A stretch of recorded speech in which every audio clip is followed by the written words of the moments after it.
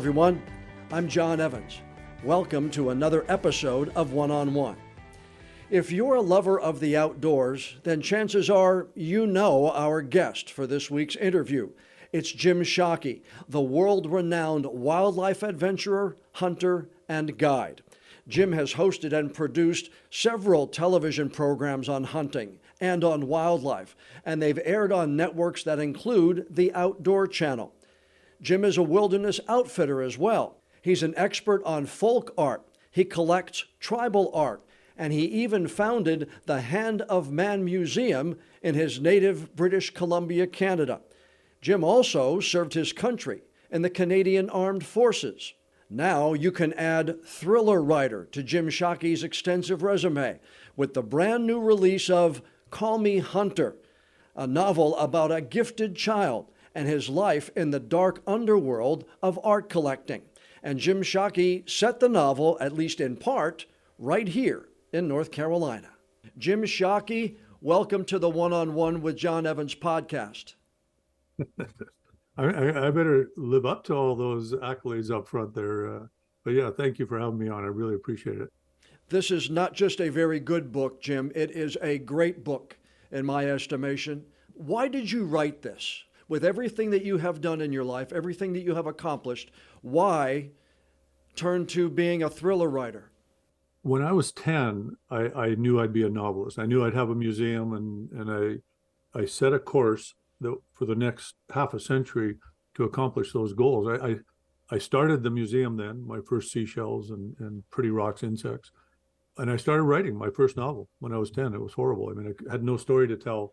And I realized pretty quickly, you can collect for a museum, but you cannot be a novelist. You need to, for me, I knew I needed to live life first, hone the craft, the skills. You can't just start writing. You need, I wrote 1,000 articles before I wrote it. So I needed to do that. And I picked it up. I wrote the first lines in 1993. Zhivago was dead. I hunted him down and I killed him. Yeah, and the first page actually. And I sat there thinking, okay, it's time to write, but it wasn't. I hadn't lived. I needed another 30 years. So there's writers can come out of university with their degree in literature and they can start writing and they go research that's not I can't. I needed to have a story to tell. So I lived my life essentially to do what you're holding in your hand. That's the result of a life lived. I have told friends that when this comes out, they have to rush to go get it because I have not thought as much or gone as deep in thought when reading a book since the Da Vinci Code. It really had me at the twists and the turns and everything like that. What did you want the reader to experience while going from page to page? I wanted them to learn some things about life. You get one life. So I wanted those lessons to be learned, but I knew that it had to be in an entertaining way. And just like our museum, it's entertainment first, and education comes as a byproduct of that. I wanted people to learn about tolerance, to learn about understanding things that you thought, or this is the way it is. No, it's not necessarily the way it is. It might be a cultural perspective on the way it is. We all know what's right and wrong. Every one of us inherently knows that. But we tend to say, especially now in today's world, that this dichotomy, or this way or this way, it's like never the twain shall meet. But that's often when we listen, it's just our cultural perspective. And it's not. A smart person is saying this, but I believe this, and my group, and then we talk to each other all the time. This is what we believe, and we hate this person. So I wanted to take stereotypes and flip them and create a cognitive dissonance so that well, that can't be because I believe in this, but I can't believe in that because that's not very nice. But I don't believe in that, but I kind of relate to that because that is nice, in a really simple form. So inspiration, I wanted people to understand you get one life. Let's live it. Tolerance, it's not a big world anymore. Let's start accepting different points of view and understanding, talking. So a bigger picture. The novel is entertainment, that education. Plus, yeah, I mean, the art world is a fascinating art world. We should be proud of what we've created as human beings in our history, instead of apologetic all the time for being human. The art that we've created is amazing. And I mean, just so many levels on this. Children that feel outside of the bell curve, that can't read, but it's because they're not interested in that. They're not interested in video games, so they're not in the bell curve. They're outsiders, and that doesn't mean they're dumb. It can mean that they're actually geniuses, like the character in the book. You have been all around the world on your adventures. Why did you set part of this novel in our part of North Carolina, in Pinehurst? Because my wife and I owned a house in Pinehurst. We still do. At the Country Club in North Carolina, CCNC, we right across from the clubhouse there's on the lake. Everything, like, the novel had to be true. Good writing is honest writing, and so it's very honest when I'm talking about the grass carp slurping the grass cuttings on the surface of the lake and the wood ducks. That's why it's set there. It's honest, and also, as I said in the preface, I would love people to dig into this, dig as deep as you possibly can, and to find out what's not true about it. And I say it's like quicksand. The more you fight against suspended reality, the more you're going to sink into the quicksand, and then you're going to come to what conclusion? Wow, I know you're a golfer. What's your favorite course over there at Pinehurst? I have my favorite. I've played about 6 or 7 of them. I have my favorite. What's yours? Well, I mean, the Pinehurst courses are nice, but I way prefer our CCNC, our 2 courses there. Yeah, I mean, they're Cardinal and Dogwood. They played the U.S. Junior Amateurs last year there, and I'm sure they're going to be playing more big tournaments. But I mean, Pinehurst number 2. I mean, let's face it. You coming into those greens, was it Jack Nicklaus said it's like trying to drop a ball on top of a roof of a Volkswagen. And, I mean, I didn't find Pinehurst number 2 that hard, frankly. But they're dumbed it down for us proletariat golfers, so it's not like it's U.S. Open caliber. But CCNC, those 2 courses eat my lunch every single time and I'm not a bad, I'm like a 5 handicapper, 6 handicapper, but I sure don't look at when I'm playing on those courses. It's tough to break it. I love number 2. I've played 2 and 4, but the one I like, and I don't want to get off Call Me Hunter here, but if you're going to talk golf, I'll talk right along with you here. Pinehurst National was the one that I just fell in love with when I was there. It's the one course that I think just fits my eye, the way it sits up there. It goes down and just winds around all through those little sand hills. That's the one that I fell in love with. I like the other ones. I like the challenges, but National is the one, if given my preference, I'd go back and play tomorrow. Oh, good. I plan to get out there fairly soon. I'll be centralized down at our place in Pinehurst in the near future. So I'll go try National. I haven't played that one. I've played 9 and 8 and all those others, but I have not played National. So I'll put that on my list. But I need to practice first before I start duffing golf balls all over the place. Well, if you have played them all, then you're going to enjoy Pinehurst National. I saw an interview you did where you called this an autobiographical abstract thriller. So I'm going to come right out and ask you here the question that interview didn't ask you. Are you Hunter? Call me Hunter.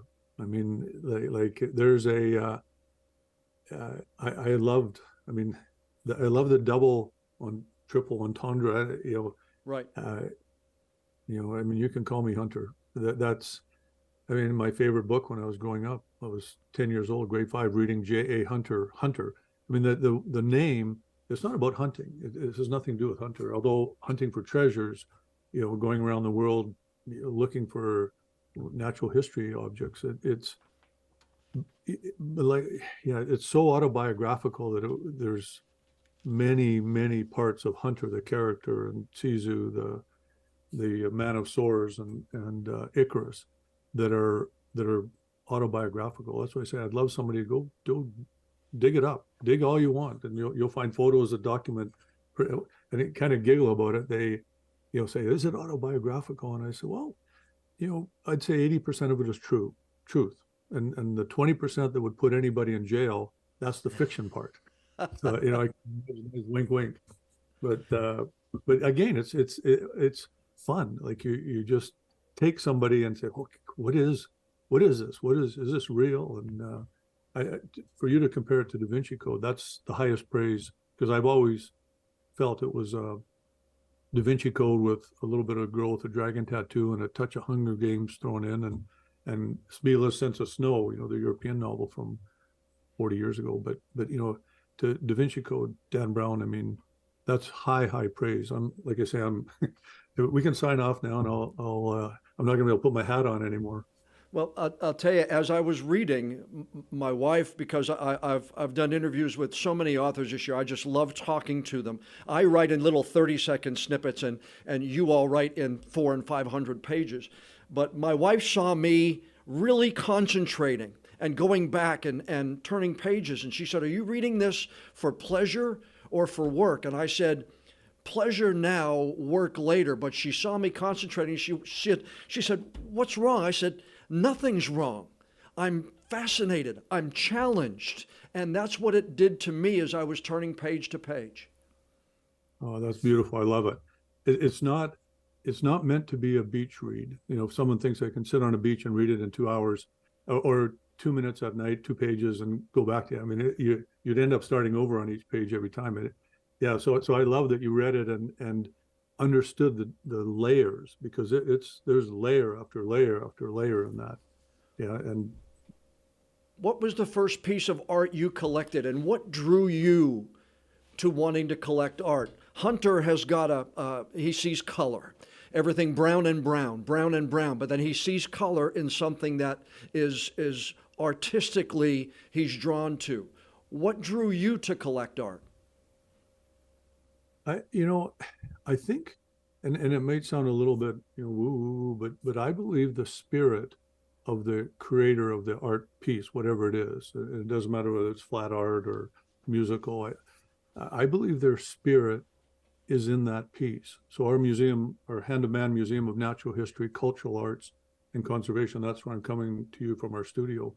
But it's the vast majority of the pieces in here are artworks by people, and they, naive. I don't want to call them that, because it wasn't naive. It came from their heart.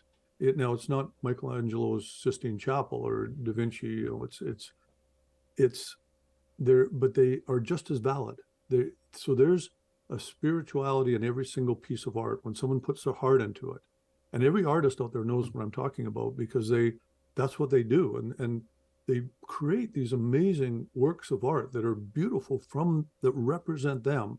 And then people don't recognize it or don't see it or don't feel it. But when you put together art pieces like in our hallway, it's a big grand, we call it the grand reveal, when they open the sliding door and see this huge hallway with all these works of art. People that are switched on, that feel like Hunter does. He sees masterpieces and great works of art, pieces with soul. He sees it in color, where everything else in the world is brown and brown. People that have that sensibility, and it exists 100%, they'll have tears running down their eyes as they walk along these pieces, because every single work of art, someone put their heart and soul into it. Now, if they copied somebody or they were trying, that's the difference between good art and not great art, is you copy. Okay, it's great. It's not inspired. And so for me, I've always, and sometimes, I don't want to say primitive, but not naive either. It's pieces that were made by people with big hands that, didn't have that fine touch, but they made it for their wife, for love. Under a coil lamp all winter. They worked on it because it was dark in Saskatchewan, and gave it to his wife, a little picture frame or a table that he carved and did.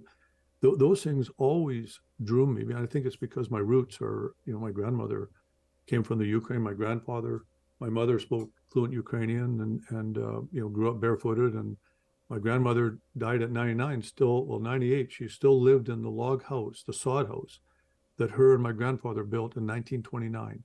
No running water, no plumbing. So I have I kind of like one foot in the, I can be with royalty over in Germany, and the other foot is deeply rooted in the ground. So it gives, again, the art, I can appreciate it. And I knew that from just young. My first piece that that I consciously collected of art would have been a totem pole, a model totem pole. And it was probably done by Arthur Shaughnessy, a Northwest Coast Kwakiutl carver from up in the north end of Vancouver Island and Quatsino Sound. And I still have it. I still have those, and I have all the pieces I collected from art. Is there a dark underbelly to the art world in reality that you chronicle in Call Me Hunter? Yeah, and I it's a bit of a metaphor for the world, and it's called, that organization is Our World, Right. and it's a, I think that anything that's good gets abused by people that are greedy. It doesn't matter greedy for what, power, greedy for money, greedy for the art, and those, they're enabled by people that in the art world that are so obsessed with the collecting that it becomes it becomes almost inhuman. They've lost their humanity. That their desire to own that piece is so great, and that's what fuels this organization, Our World. Well, that's kind of like the world right now, and that's what it's meant to be. Is, yes, the art world has an underworld. Of course it does. I mean, it's one of the top three. I think financially, the art, or was it fake art, is billions and billions of dollars. It's next to gun running and drugs. So there's yes, 100%. There's a underbelly to the art world. I understand Jack Carr played a big role in this Call Me Hunter book becoming a reality. But how did you go about submitting the idea, getting it approved, and then finally getting it published? Was it Jack that was played that crucial role for you? Yeah, Jack, I'd love to call him a good friend. He's a friend for sure. I was standing with Jack at the Congressional Sportsmen's Caucus when he got the call on his cell phone, along with John Dubin, his good friend, and it was from Chris Pratt. Before Terminal List was even out yet, Chris Pratt had called him, and he got the call, and he was like, it's Chris Pratt, and he took the call. He came back and he said he's optioning Terminal List. It's going to be a TV show or movie or whatever. At the time, I don't know that they knew what it would be, a series or a movie. So I was with Jack when he got that call, and I remember when we were talking to him. I've always wanted to be a novelist. Like I say, I started at 10, and Mark Sullivan, another one. I was with him when he first got the okay to publish his Purification Ceremony, his first novel, and he's written how many bestsellers since. So, Jack, I consider a kindred spirit in the outdoors, and when I told him then that I have a novel, I just have to sit down and write it, because I hadn't written it yet, but I had in my head. I'd been doing it for a lifetime. That story was there. I just needed to sit down and get it down. And so yes, he was, he inspired me at that point, and Mark Sullivan too, because they got novels published, and I knew, okay, I can't put this off anymore. I have to sit down and get this out of my head. It's filling my hard drive now. It's and I was running out of time. I mean, I couldn't keep traveling 306 days a year, traveling around the world. I would never get it done. So I had to stop, make the decision to, okay, sit down and write. So when I wrote it, first person that I was thinking of was Jack, because by then he's best-selling author, and I know he's busy, and who wants to get a big fat manuscript that hasn't been copy edited, and it's a rough draft essentially. So I sent it to him, and he loved it. He literally said, and I remember him talking to me. He said, look, I've got these books on my wall. These are, genre books. They all fit. He said, these books on this bookcase, and there's a lot few. He said, they created the genres. They started a new genre. They're just different, and they're that good. He said, your book belongs on that shelf. Yeah. And at the time, that version, I always envisioned it as a 3-book series. So I left that version he had, the original manuscript, with a cliffhanger ending, and he loved it. He thought it was great, but then once it's great. Someone tells you it's good, whatever. What does that and 25 cents will get you a coffee. Yeah. So now I had to get an agent, which was that was a process because you don't get any. I didn't want to self-publish, which I could have, and I would have sold lots, and it would have been great, made some money, but it wouldn't have reached everybody. I needed a big publisher, and that means I needed a big agent, and so Esther Fedorkovich I got, but it was. She's got 13 readers that read this stuff before she ever sees it. And she did a Zoom call with me, and I never met her. And she had her piece of paper, and she said, I got to ask you, did you actually read or write this? And I said, I guess because of the cowboy hat, and I'm a little scruffy for a typical. I don't have a suit and tie. I mean, I'm not your classic author, I guess. And I said, yeah, 100%. And she said, well, my readers and she said, quote unquote, are the most cynical, jaded bunch in the world because they've had to read so much not great works. But she said, this is what they wrote. And they had signed this guy. He's the next great writer. And so she said, so I'm signing you. We're going to do this. And then I give you the whole long version anyway. I hope we have enough time. But oh, yeah. Because it verges on literature, right?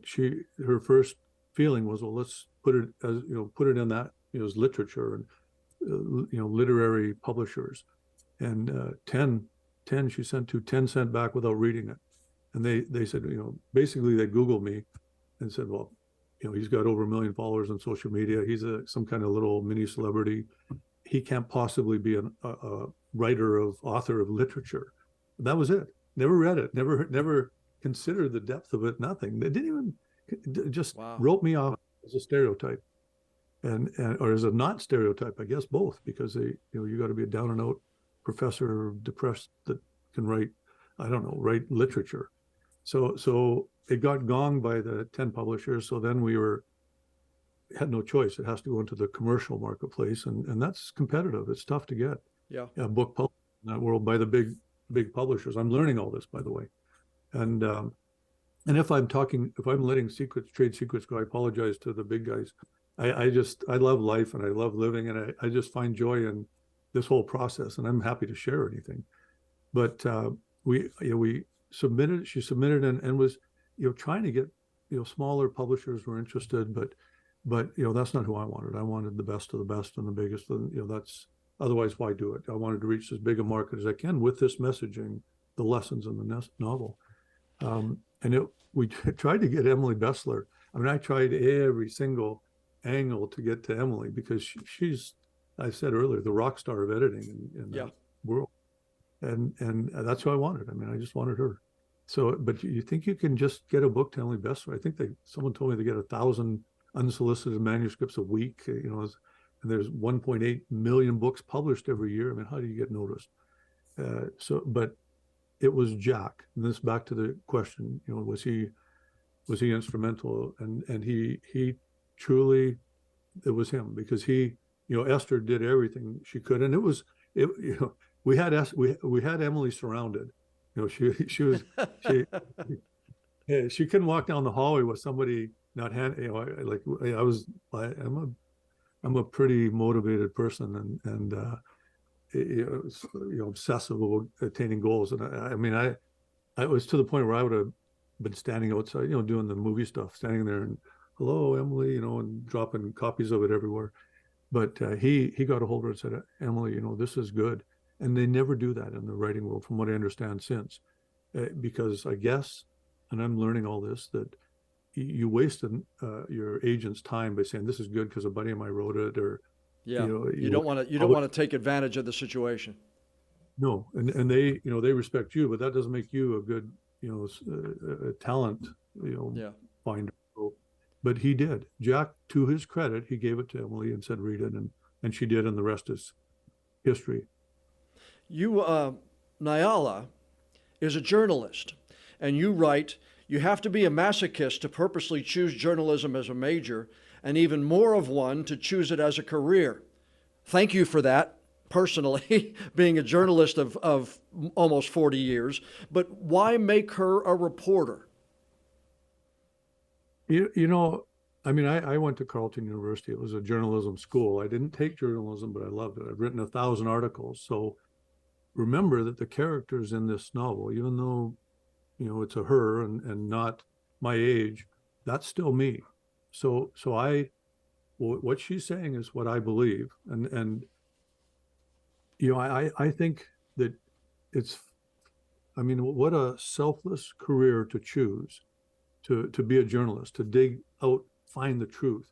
And I also sincerely believe that it's been hijacked, that has been hijacked. So true journalism, and she says it, she felt it died the day when Watergate, because suddenly you became celebrity, and that's what everybody's chasing. These is the big stories, the negative stories.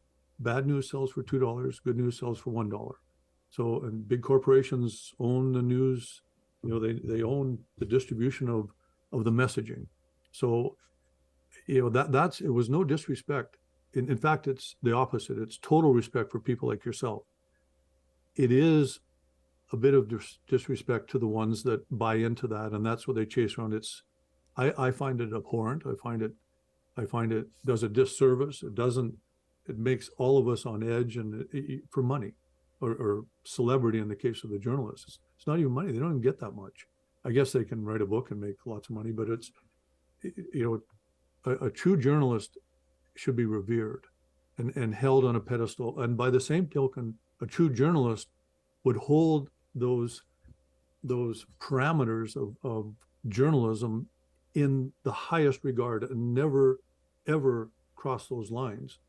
But that's not what happens nowadays. And that's why it was, and again, this is, the whole book is novel. If you're reading it at the levels, and there's level after level after level, that's one of them. It's a little bit of a social commentary, and journalists, they have access to the world. They can form public opinion, and they can use that for good, or, and to be fair enough, they have to pay mortgages. So if you want to pay a mortgage, you better get the dirt on the person, otherwise, and create, hatred, create animosity, divide. Never the twain shall meet.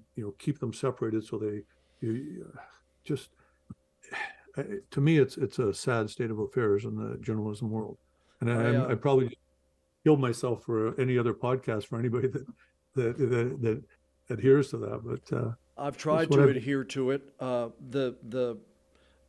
The highest honor of my career is winning a Murrow Award. I won a Murrow Award for my podcast this past year.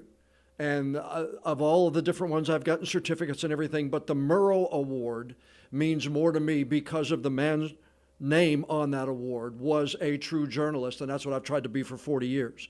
And so you're right. I think too many people are going into it because they want to be on TV or they want social link clicks. But those who are objective, try to find the truth, offer both sides the opportunity to tell their story, let the audience decide, are becoming few and far between.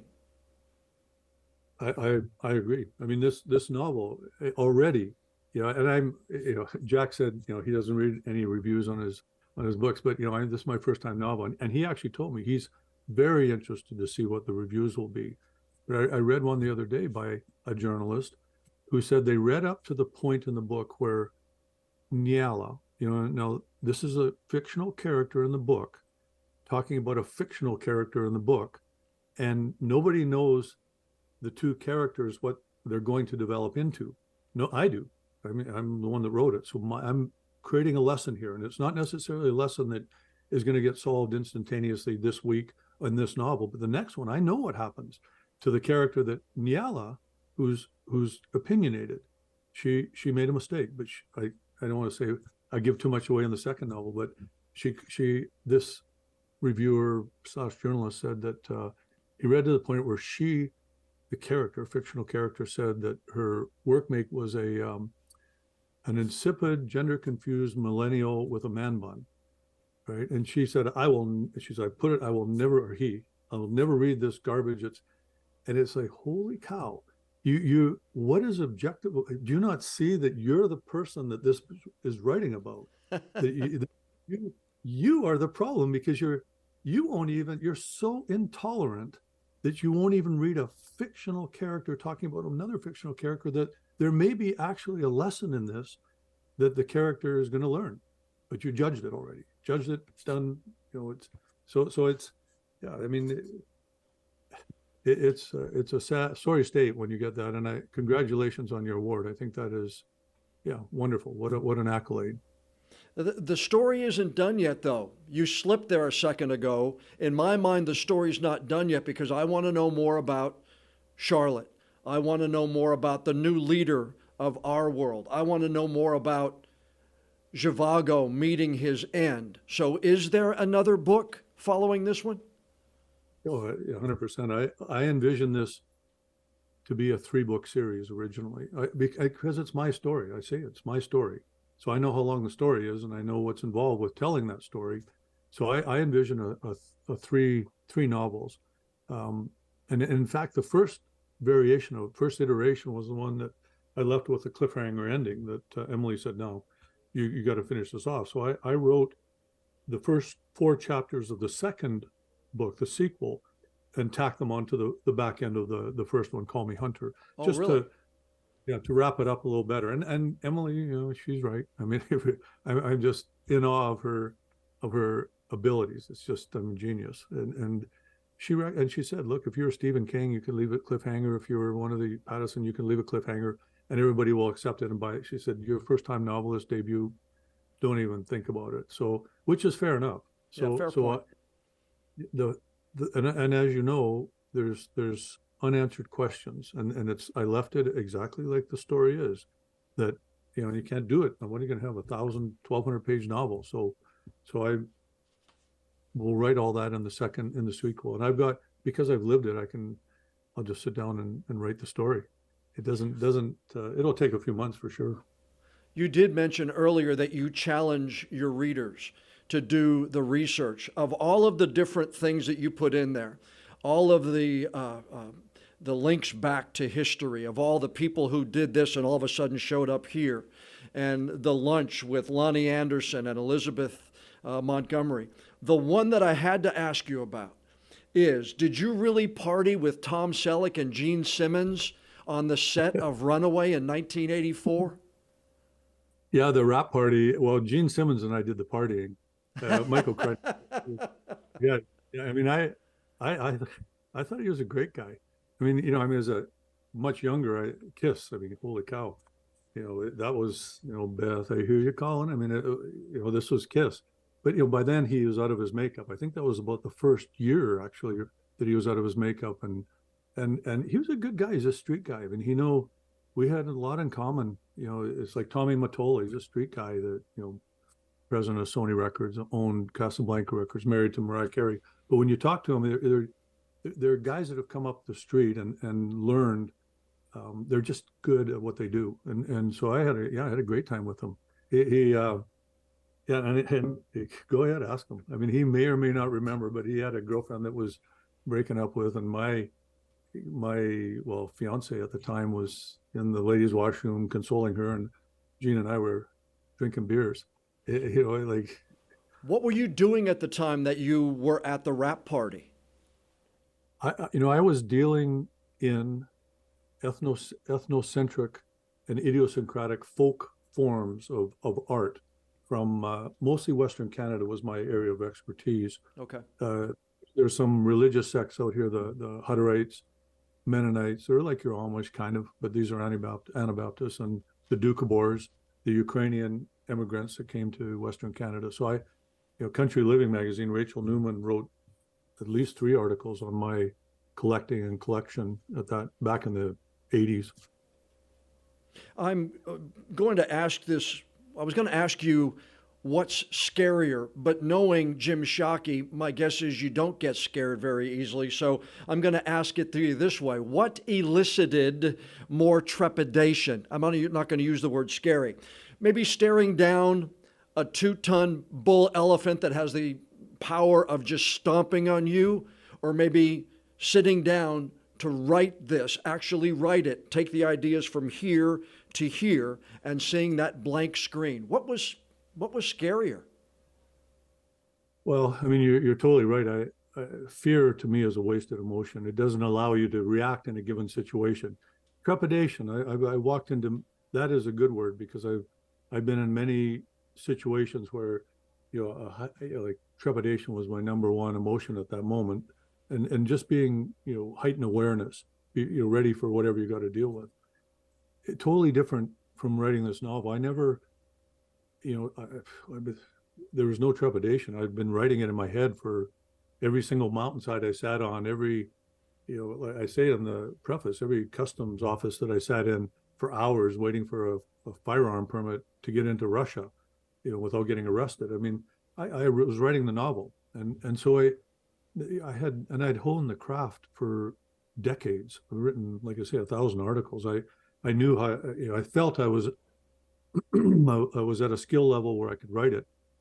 Telling stories are as ancient as humans itself. If we really get inside who we tell stories, and so I wasn't afraid of that either. And I had a story to tell. I had my story to tell. So there was no trepidation. I think, I have no trouble setting a goal that's decades away and effort before you ever attain that goal. So sitting down, writing for 6 months or 8 months, a year, and going through the rewrite process, which I love, by the way. I've been loving every second of the whole to learn. It's a new thing for me to learn. I haven't done that before. Yeah. So I honestly, I never had any, certainly no fear and no trepidation and no, heightened awareness in life and death situations. You have to be aware. And I was asked one time, what's the scariest thing you've ever, or the most dangerous encounter, or whatever. And that's people. It doesn't matter anything, whatever it is. And I said, and I answered it, and our daughter Eva was there. She was listening. She said, that was the lamest answer ever, because I said, it's all the times that nothing happened. Where your senses, if you're switched on, if your instincts are firing like they should be, which we all have the capability if we put ourselves in those situations. If they're working, you don't take that next step, because every single molecule in your body is telling you, don't do it. Don't do it. Yes, you're attaining the goal means you want to take the step, but you have to put that aside, and you have to listen to your antecedents speaking to you from 1,000 years ago, 10,000 years ago, 5,000, whatever your faith is. You have to listen to that. So those situations that are the most dangerous are the ones you never actually took the next step, because you did the right thing. You stepped away, you walked away, and you came back another day to take up that fight. Didn't you have one of those with a bear at some point in time? One of the interviews that I read or I was listening to, that you were close, you were in a brushy area, and you were going to take a step, but you decided not to. You backed out, and then the next day you came and found the bear in that spot you would have stepped in? Yeah, exactly. It's so thick. You're in temperate rainforest, so you can't see your sound tracking, and whatever it is, you just, every hair on the back of your neck stands up. That's how they usually describe that feeling. But it's like and you something's really off, and you take that next step. If I would have taken that step that evening, I would be not talking, or if I would be talking to you, I'd still have bear spit all over my face. So it's, I didn't do it. But you come back the next day, and yes, then you realize, holy cow, if I'd have taken the next step there, the bear was waiting for me. So that's happened often in variations of that same theme. You've talked about your daughter, and you've been lucky as a father of two girls. I know it would be fun to be able to work alongside my daughters, but both of them were smart enough not to go into television news for careers. But you've had the opportunity to work alongside your daughter, and I would call it a blessing to be able to do so. She took some criticism a while back for about a picture of a bear that was shot here in North Carolina. As a dad, how angry did that get you? Did you have to kind of pull back and maybe not respond on social media and the such? But I would imagine as a dad, that would have really irked me. How did it do to you? Yeah, really good question. when you put yourself out in the public, I mean, I'm going to get crucified just from this interview for things I've already said in the interview, the way I'm dressed, this guy, whatever he is, I'm toxic masculinity, whatever. If you're going to be out in the public, you have to also shoulder the responsibility of being able to understand that these people hate you for what you stand for, not for who you really are. And it's not you. You know who you are. Your friends know who you are, what you believe in, and if you live your life, honestly, honorably, chivalrously, things that I respect. Maybe some people don't nowadays, but if you live true to yourself, then nobody can really, they can't hurt you. Arrows, slings. I think she had 2,000 death threats in the next 24 hours after she posted that picture. And it got down to where they were, wish your little dog, who she had a little puppy at the time, would die a horrible death. I mean, these are people that are twisted, mutated on, they've lost touch with humanity, because nobody wishes that on anybody. There's nobody, our daughter would never wish that on them, no matter what they did. You try and understand, look for the one good thing in them, and then with that common ground, you find a consensus, you get along, tolerate, you don't judge. But so when before she ever went into it, I said, listen, I'm a guy, and I wear a cowboy hat, and I talk a certain way, and I have a certain confidence, a self-reliance that is kind of an irritation to them, but I'm not a threat. I'm not a threat, because you can write me off as, like I say, toxic masculinity, whatever, this guy's got issues. But a young lady who's articulate, who's educated and beautiful, who's passionate about something, and is, has the right demeanor, is honest. When she speaks honestly. That makes her a threat. She is a threat to them. And I warned her. I said, what are they going to do with me? Send me home? But they need to shut you down, and they'll be coming after you like you never imagined, and you better be ready for it. So just, my reaction isn't, to get in a mudslinging match on social media. I mean, once in a while, if someone does something, I'll take them to task. I'll do one of my posts. This will be a long one, and I'll explain, kind of with humor, hopefully. I think it's funny, but maybe other people don't. But there's enough response that it touches a chord that, you have to, you let them do what you do, and then don't be like an oak getting pounded by a hurricane. You get blown over, branches break off. Be a willow, and just take it, and then, because they go away. They don't live it. They don't live it. They don't like the idea of it, but then they're off to do their cafe lattes at Starbucks. They're not. No offense to everybody that does cafe lattes at Starbucks. I like Starbucks cafe lattes, but they're not going to be there forever, and you'll see. You'll still be there standing, and they'll be gone with because they didn't. You can't cancel you, because you're just you. You are you. So I didn't. Those people, I feel sorry for them. I honestly do, because they have to live in that ugly world of hate. I've reached out to your daughter to see maybe if she would be a guest on the podcast moving forward, because now I know she lives in the Raleigh area, so she's got a tie directly to North Carolina.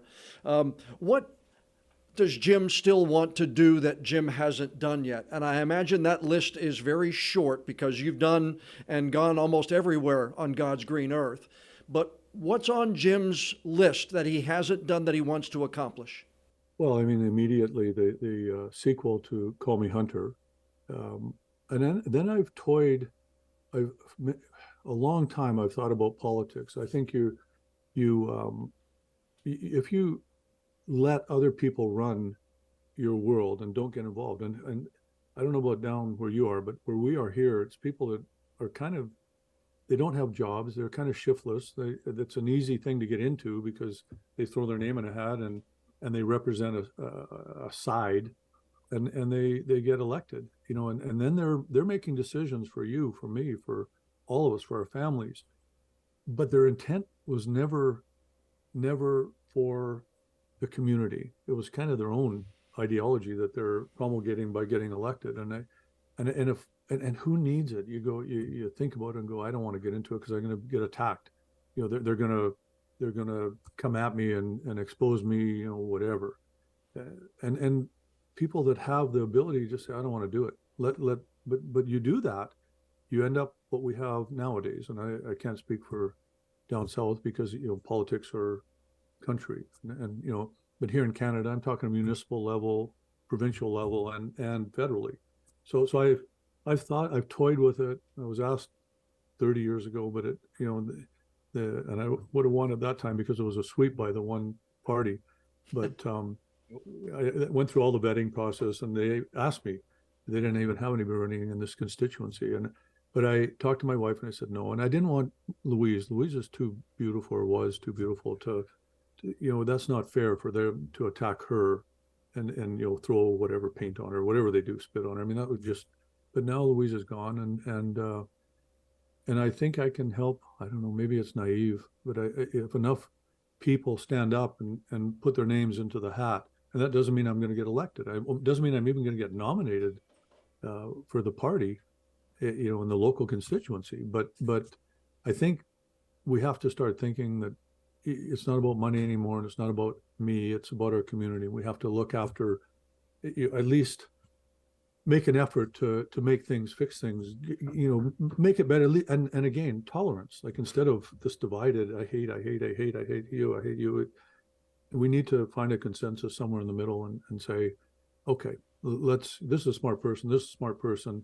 Let me hear the sides. And if you trust me, I'll make a decision based on something that's not ideology. It'll be based on what I think is best for everybody. And maybe it means taking cod liver oil. My grandmother, she'd feed me cod liver oil and say, I hated it, but it was good for me. And sometimes that's what you have to do, is take the cod liver oil. So I don't know, politics, thought of that, but I've got 4 grandchildren too. And, if I just can't imagine living life without a goal. If this Call Me Hunter gets to be a big enough bestseller, then maybe I'll do 5 more novels. Certainly I could do it. Then that'll be my goal. Zhivago is dead. I hunted him down and I killed him. Does it belong with some of the best first lines in thriller history or in publication? I mean, it takes you, it grabs you. It did me, and it just kind of said, okay, let's go. Yep. Buckle in. Here's an adventure that you're not going to want to miss. It's if you're asking me, I mean, my dad he'd come right back from the grave and kick me in the tail if I started bragging and saying, I think it is. He would say, it's humility, always, humble. Don't. So I'm not the right person to ask, because, I can't judge my own work like that. But I will tell you that my sister, who was a librarian, and her and I, she was my best man at my wedding when I was married to Louise 39 years ago. And we were very close. She has read more books than virtually anybody I know. That's what she does. And we, went for a period, in her mind, like, she truly is not socialist, but she's very, on that side, don't need a big footprint, you walk, rather, and she always, I think, felt for about 3 decades that I had a pretty big footprint in my life on this planet. So we kind of, we didn't really find a lot in common until I sent this manuscript back to her, and I said, Jolene, would you read this? And it was like we'd been like this. She was my best man again at that point, and that was the catalyst that brought us back together, talking. And my point is that she's a fairly qualified reader, and she was all in right from the first words of Call Me Hunter. She said the same thing, and because she's a much more of a scholar in that regard, she named off all the different starting lines of the various novels, the Moby Dick, and she said that. I've had the opportunity to visit Bouchard Gardens up your way. My wife and I took a cruise. The next time we come back up that way, I am going to make it a point to go into the Hand of Man Museum because of everything I've seen, everything I've read. It's a place that is now on my list to visit. Bouchard Gardens was on my wife's list when we made our trip to Alaska, and now your museum is a place that's now on my list to visit. Perfect. It's only an hour north of Victoria where the ferry terminal is, or the cruise ships come in, so it's easy to get to. I will make sure I'm here, and I'll sign a copy for you personally. Probably the second one by then, unless you're planning to come up here soon. Well, I'd love to have you here. I, again, can't speak highly enough of Call Me Hunter, Jim Shockey. It is a great, great book. I'm already looking forward to part 2 of the 3-part series. I know you're busy. I appreciate you taking the time to join us. Congratulations, and thanks for being here on the One-on-One with John Evans podcast, Jim. Oh, it's my pleasure, and it's an honor. Truly, truly is. I read your bio beforehand, and I'm a big fan now, so I appreciate that you have me on. A huge thank you to Jim Shockey for taking time out of his very busy schedule to join us for this week's podcast interview. Call Me Hunter is available right now. Get out and find it. It's a great read. You won't be disappointed. You can follow Jim on social media. He's active on Facebook, Instagram, and on Twitter, now called X. And if you want to know all about all of his adventures, go to jimshockey.com. Now, before we go, I'd like to ask you a favor. Please follow or subscribe to the One-on-One with John Evans podcast on whatever app you use to listen to your favorite shows. And if you would be so kind, please leave us a rating or a review. We do want to know what you think of our interviews. And the more feedback we have from friends like you, the higher we'll be listed on the apps, and the better chance we'll have of bringing in even more new listeners. I'm John Evans. Thanks so much for joining us for this week's episode of One-on-One.